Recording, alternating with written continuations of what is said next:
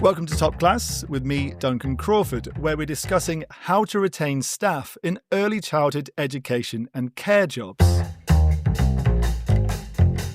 We know that most early childhood education and care staff are satisfied with their positions. That's according to the OECD TALIS Starting Strong survey, which surveyed 17 countries and subnational entities. But on average, around half of staff surveyed didn't feel valued by society. Pay and working conditions are often cited as a concern, as is stress. What can be done to ensure that staff working in creches, kindergartens and nurseries stay in their jobs? Well, I'm glad to say I'm joined by two experts to discuss just this: OECD analyst and one of the authors of the OECD's Starting Strong Teaching and Learning International Survey, Elizabeth Shuey, and Anne-Marie Brooks, Assistant Secretary in Ireland's Department of Children, Disability and Equality. Thank you both for joining me. Elizabeth Shuey from the OECD, if I can start with you. The Starting Strong Teaching and Learning International Survey, it assesses all kinds of issues impacting nurseries, creches and kindergartens. What do we know about the main reasons why staff choose to stay or leave early childhood education and care settings? Well, it's clearly a very complicated question because there's a lot of broader labor market forces that are driving this, as well as things specific to the early childhood education and care sector. But what we see from our survey is that 8 in 10 staff say that if they could decide again, they would still choose to work as an ECEC staff, early childhood education and care. So I think this reflects really clearly that staff are interested and motivated to be in the field. And also, I think, as you mentioned, they feel valued by the children that they work with and by the families they work with. On the other hand, we see that that's definitely not aligned with their feeling valued by society. And salaries are an important indicator of how much society values a profession. So we also see from our survey that staff who feel less valued are the ones who are more experienced and have higher levels of qualifications. And these are the same staff who are less satisfied with their salaries as well. So I think if we're thinking about this big picture of where people can go and where they're looking for work, staff who have lower qualifications may have lower expectations from the job, and they may feel that the salary is well aligned with what they're bringing to the field. On the other hand, those who are trained as professionals to work with young children are aware that the ECEC field is not paying salaries that are equivalent to what they could have with that same level of qualification in another sector. Understood. Anne-Marie Brooks, let me bring you in to get the perspective on Ireland. What's the situation in Ireland regarding early childhood education and care? Do staff feel valued by society, or do they feel somewhat underappreciated? Thanks, Duncan. So I suppose drawing from the data in TALIS Starting Strong, I think the picture in Ireland is very similar to what Elizabeth has described. Staff feel very valued by the children that they work with and by the parents of the children, but less so by society. And I think there's a range of reasons driving that. Elizabeth's correct. I think low pay in the sector is a kind of a key driving force of that. We have kind of taken a range of steps to improve pay in the sector in recent years. We have introduced a new industrial relations mechanism whereby employers and employees representatives can negotiate pay in the sector. Government, the state are not the employer. So this mechanism is supported by government through core funding. And that has given rise to a 25% increase in pay since 2022 on average, which is really welcome. But pay does remain low by other standards.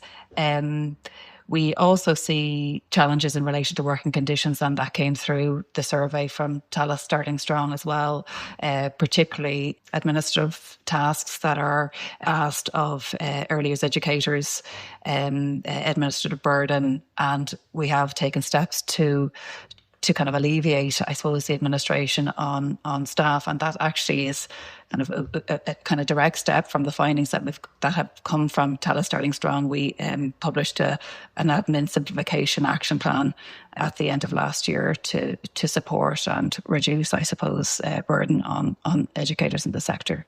If I can come back to you, Elizabeth, regarding pay and conditions, in particular, what's being done to try and address pay and working conditions around the world? Is it possible to, when many governments are struggling with very tight budgets?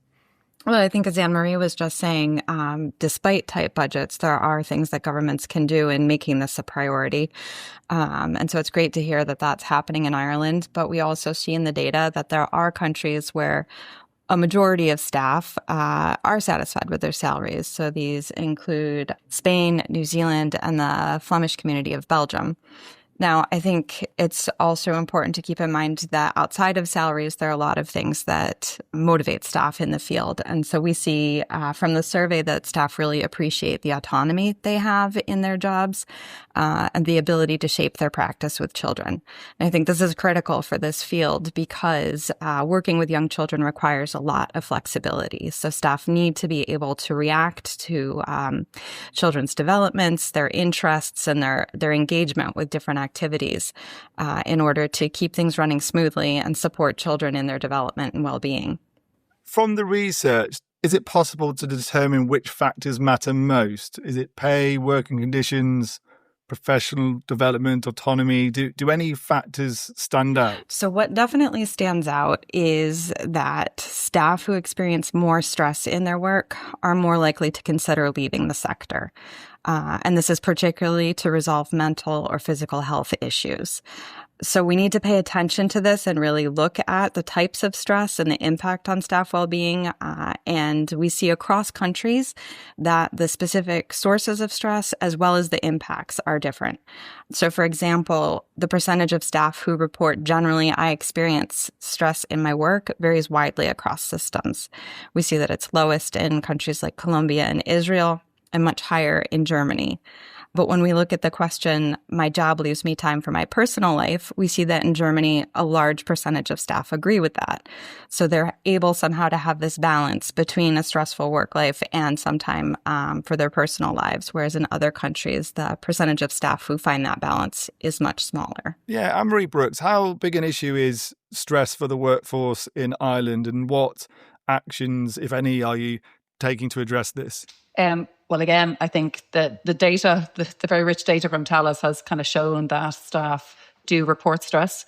60% say the key stressor is admin and the burden of admin.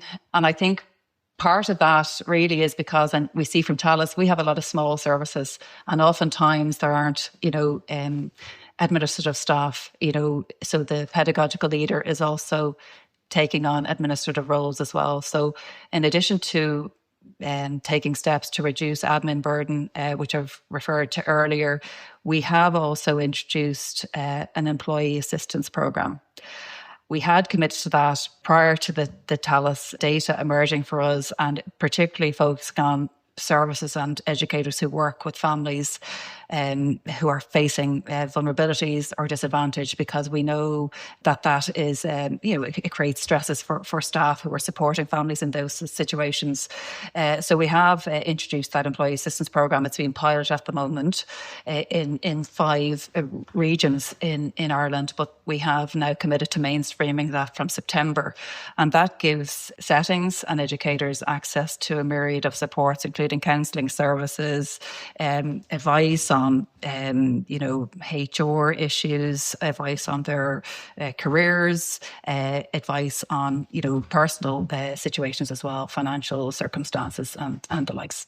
Does expanding that access to across the country, does that cost a significant amount? The cost of this is actually quite small in absolute terms, and I think the impact is going to be quite enormous. What we saw when we introduced the pilot scheme in these small areas was a really positive response from employers, from providers themselves, and from educators, and very strong engagement in the supports. And even whilst some have not necessarily accessed the supports, I suppose the availability of the supports to them and the recognition, I suppose, that the state is kind of stepping in to support and recognise the stresses faced by educators, I think that's been really welcomed. Are the kinds of supports which Anne-Marie is describing, such as counselling and so on, to help tackle stress and other issues, Elizabeth Shuey, do we see similar sorts of schemes in other countries, or is this somewhat unique?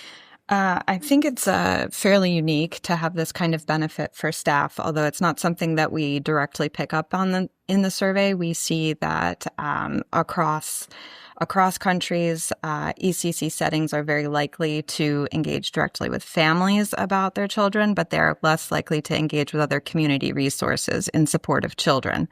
So I think if we're seeing fairly low levels of that with the children as a focus, this benefit for staff is something that is definitely worthwhile for other countries to be looking at and thinking about as well. I would also just add to these points that Anne-Marie is making about the administrative burden that this comes across in countries for leaders, especially as being a major source of stress. Also, that leaders have had very little training usually in administrative and human resource management. Generally, they're coming through having been staff themselves and taking on leadership roles without necessarily the supports to do that. And that's reflected also in the data by the fact that staff tend not to get a lot of feedback from their leaders about how they're doing in their own work. So these sorts of programs can be extremely beneficial in supporting leaders to support staff. Administrative burdens are often cited by staff, not just in early childhood education and care, but right across the teaching profession as major issues in terms of taking up their time, but also causing stress. So I just wondered, because numerous AI companies are out there touting products saying our AI app or whatever it is can help deal with administrative issues in schools and so on. Elizabeth Shuey, are we aware of many countries going down that avenue to try to tackle the issue of administrative burdens? I think there tends to be a real sensitivity in the early childhood system around turning towards these sorts of products, even if they're not for use directly with children. We do know that in ECC settings, there tends to be less access to internet and computers compared to what is available in schools. So these are limitations that are already built in structurally for early childhood programs to start adapting or adopting new technologies. Anne-Marie, what about in Ireland? Because you mentioned administrative burdens, the amount of paperwork and so on. Have you considered bringing in any AI solutions or not? So I wouldn't say AI solutions, but digital solutions I think we are looking at. I mean, at the moment, we have 280,000 families engaging with some of our schemes to offset the cost of early learning and childcare or to access our free preschool provision.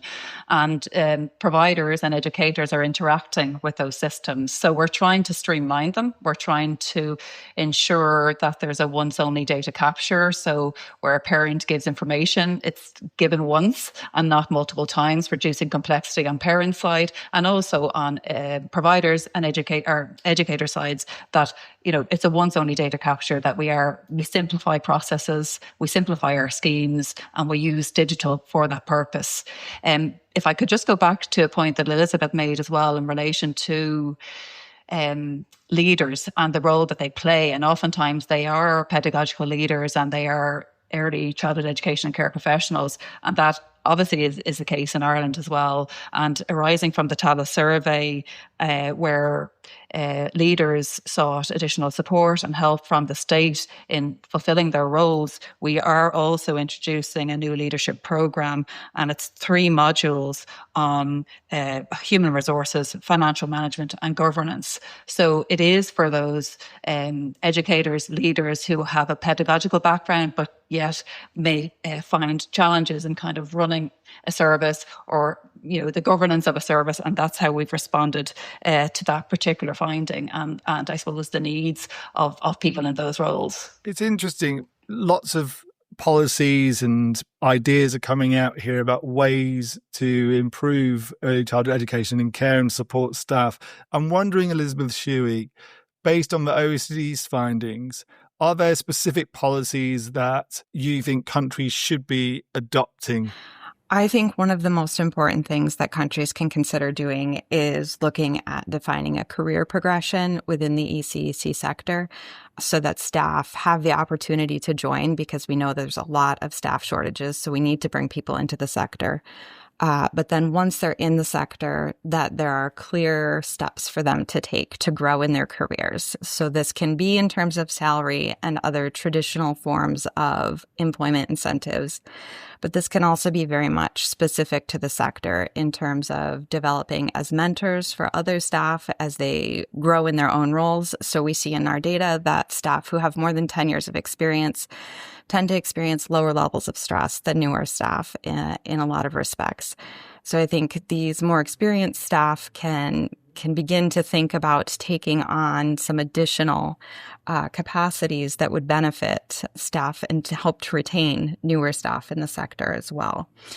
I think also on this that we see staff shortages as being a major source of stress for both staff and leaders and a barrier that they perceive to providing quality for children. So thinking about at a big level, how do we build pools of replacement staff? Because as Anne-Marie mentioned, many early childhood education and care settings are quite small. And so if you have an absent staff member, that has a big impact on what you can do in a day or if you can even open that day. So if we're able at more of a system level to start looking at how do we ensure that we have the right people in the right places on the right days, that can lower the stress burden for staff who are present, which in turn will contribute to keeping them in the sector and engaged in their work with children. Anne-Marie Brooks, a number of points raised there by Elizabeth. How difficult is it in a practical sense if you are a small creche or nursery in Ireland and then people are sick at the last minute? How are other staff expected to deal with that situation other than simply stepping up and trying to do the work of the others who aren't there? Yes, we have seen this as an issue, particularly where there are now supply issues in the context of, increasing demand on parents. So our sector is growing. We've seen a very substantial rise in the numbers of children in services in recent years, 25%, and staff in the sector is growing as well by about 8% every year. But we still have issues with supply and turnover, which is about 25%. So we know the disruption is caused where somebody rings in sick. We hear of situations where other staff have to step into rooms, where oftentimes we've heard situations where rooms have to be closed because the services can't maintain the regulatory ratio requirement. We are looking at, I suppose, in the context of work ahead of us, the minimum staffing levels required to operate a service and the necessary ancillary staff and additional staff over ratio that should be in place for these eventualities where, staff aren't there on the day. For other people listening, other countries may be interested in this. What would you recommend as the one change that you have made or that you want to make, which you think would make the biggest difference to retaining staff? Well, we have a workforce plan that we published in 2021 called Nurturing Skills. And there's a whole range of activities that are actions that have been committed to under that plan.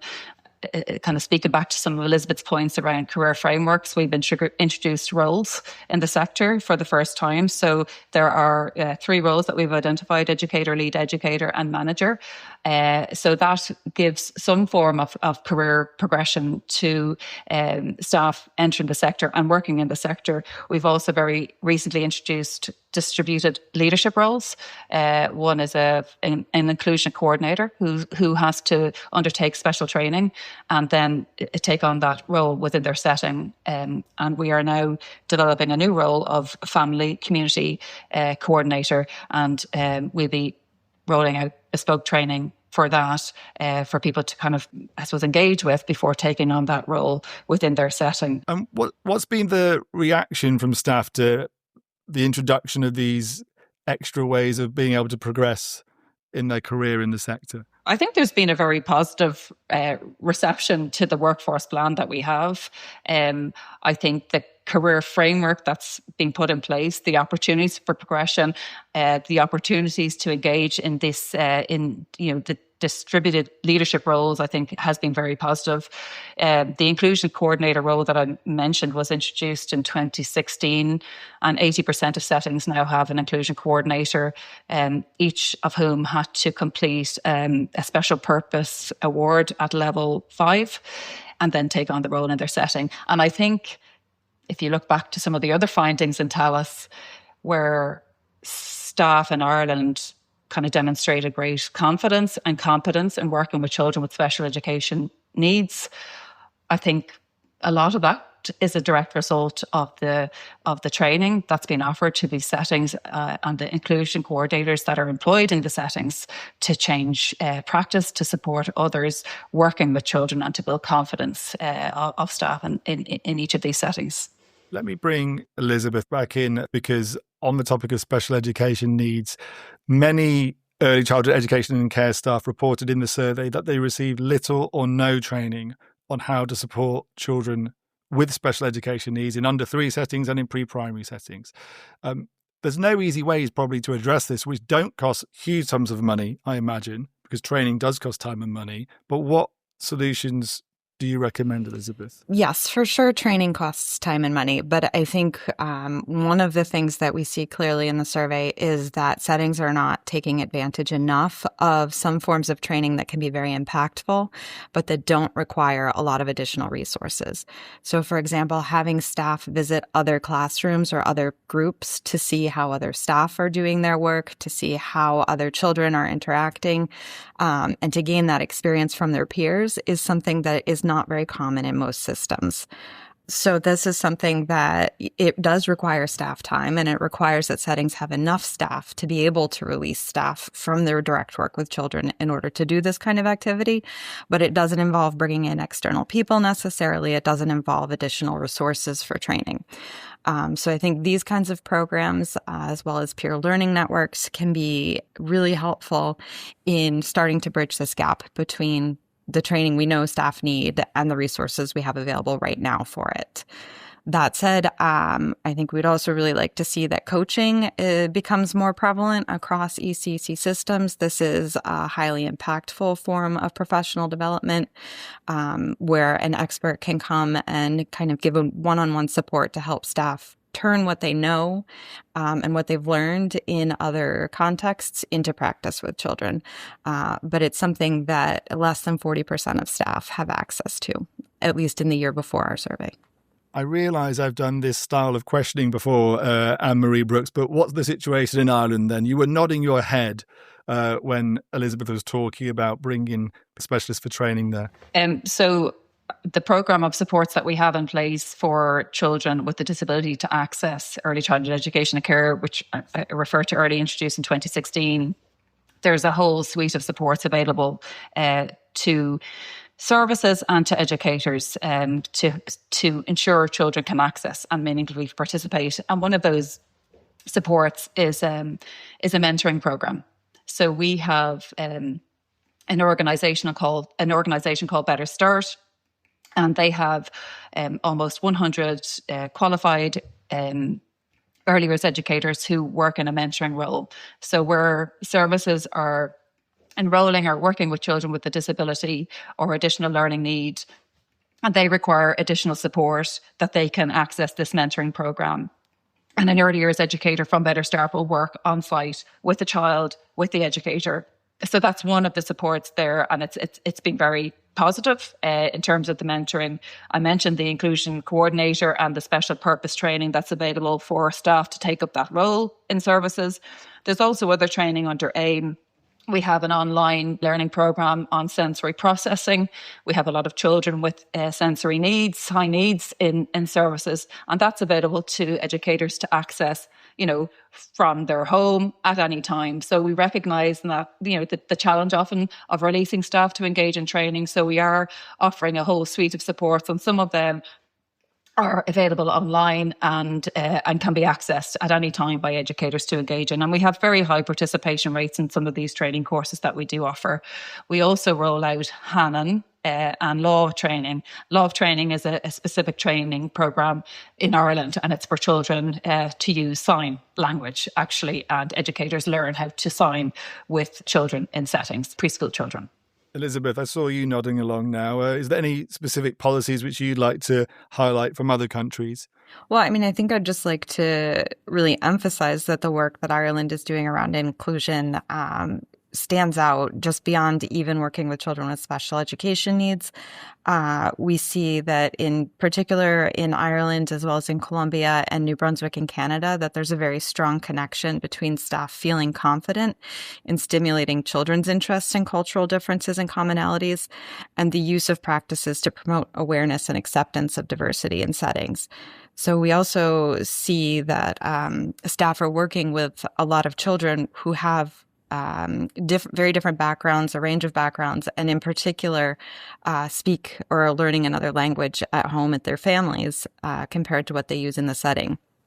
So I think this is the case in more than 60% of pre-primary settings in the Flemish community of Belgium or in Sweden, that there's a very high concentration of children who speak another language at home, as well as in settings for children under age 3 in Germany and Norway.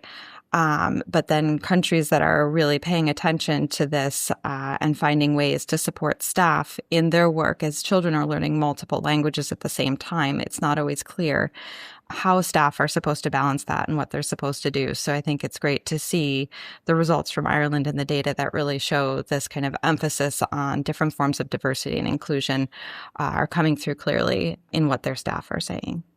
Thank you for sharing that. Looking ahead, what are the biggest priorities for Ireland when it comes to building, sustaining, supporting a strong early childhood education and care workforce? Well, actually, next week we are meeting with key representatives in the sector to undertake a midpoint review of our nurturing skills workforce plan and set out kind of priorities up to 2028. That's the term of the plan. The TALIS data is going to be very much front and centre of our discussions. I think there's been really positive findings from that data that I think we can really celebrate. There is brilliant practice. There's been brilliant progress. Our staff are very engaged in training. They feel confident, competent. Really, really good practice is what we're seeing, and I think we need to celebrate that. Clearly, persistent challenges remain for us, though there has been progress in relation to pay, in relation to feeling valued, in relation to opportunities to engage in CPD. There are barriers that we need to kind of address, and these are the discussions that we're going to be having. Elizabeth, what about the OECD? What does the OECD think the big priority should be for supporting the early childhood education and care workforce, to support them to improve, obviously, to support children, but also to improve retention? So this is, of course, going to depend to some extent on particular contexts within countries. I mean, we have very split systems where we have, staff working with children of different ages under different levels of governance with different types of backgrounds and different types of roles.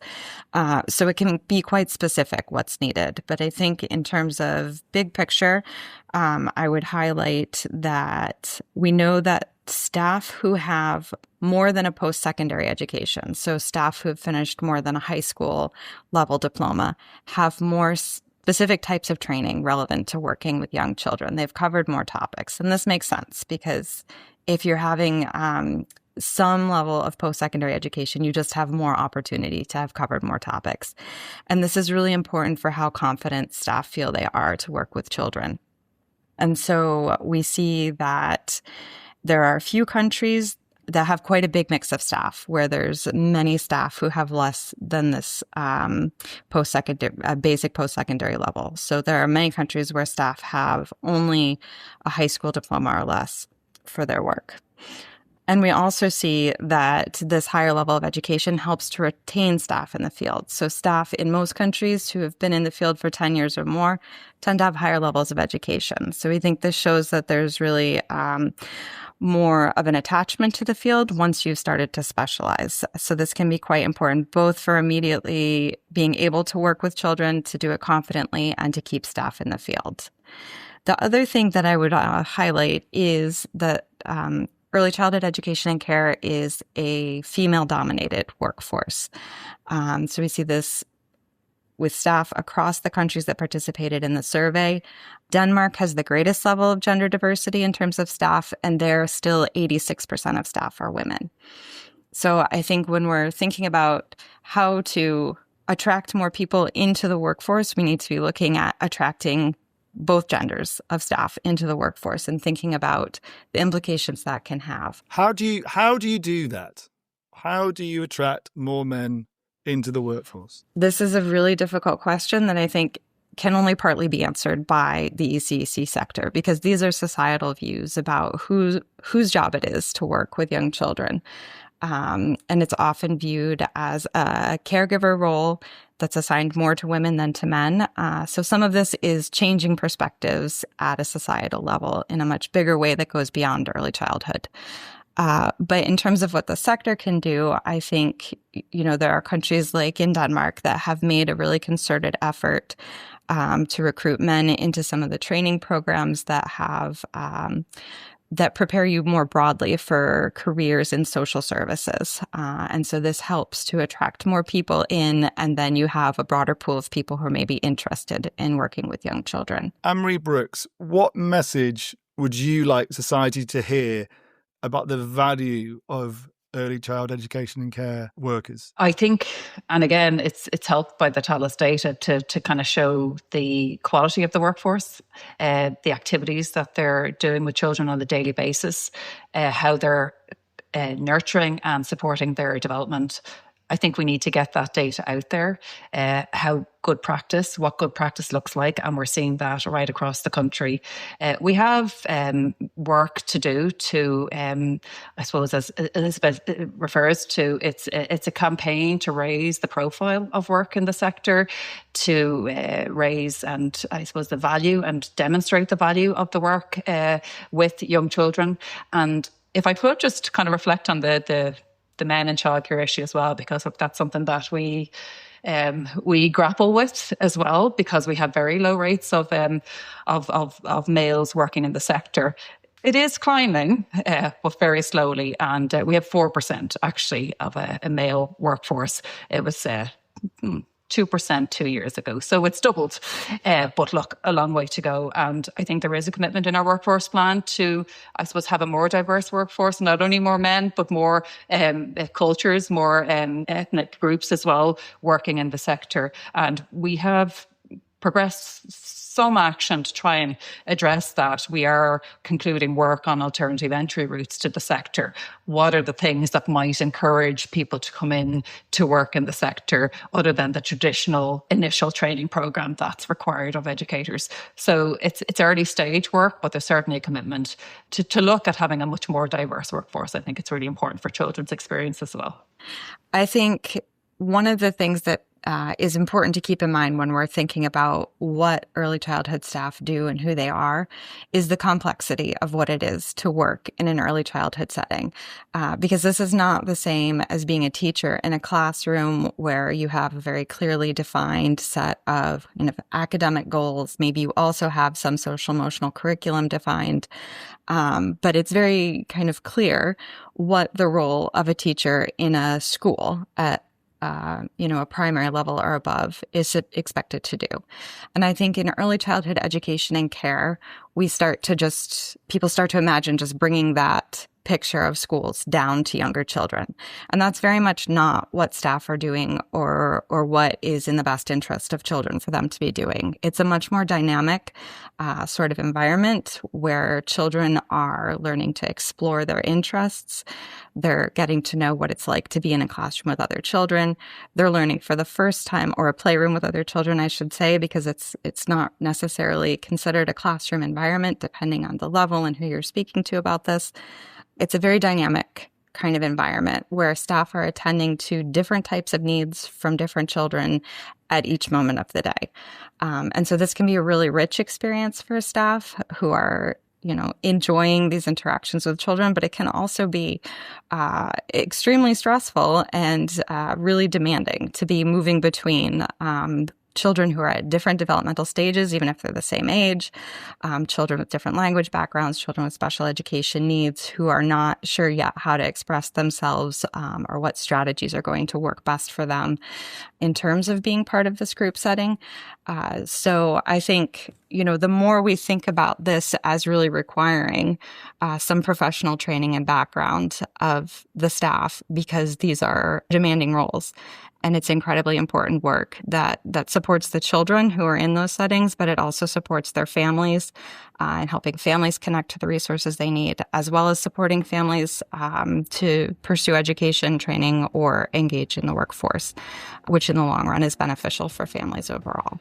So I just really want to take the opportunity to highlight the incredible work that early childhood education and care staff are doing and appreciate that. Okay, thank you so much for that. Lots of challenges, but also lots of good work taking place and lots of policy ideas, I think, presented in this podcast for people listening to engage with. Thank you so much to OECD policy analyst Elizabeth Shuey, also one of the authors of the OECD's Starting Strong Teaching and Learning International Survey. And thank you as well to Anne-Marie Brooks, Assistant Secretary in Ireland's Department of Children, Disability and Equality. If you want to check out the TALIS Starting Strong report, then do go to the OECD website, oecd.org. There's loads more information in that report for you to feast your eyes on. And please, if you like this podcast, then give us a like or subscribe. We'll be back with another episode soon. All the best.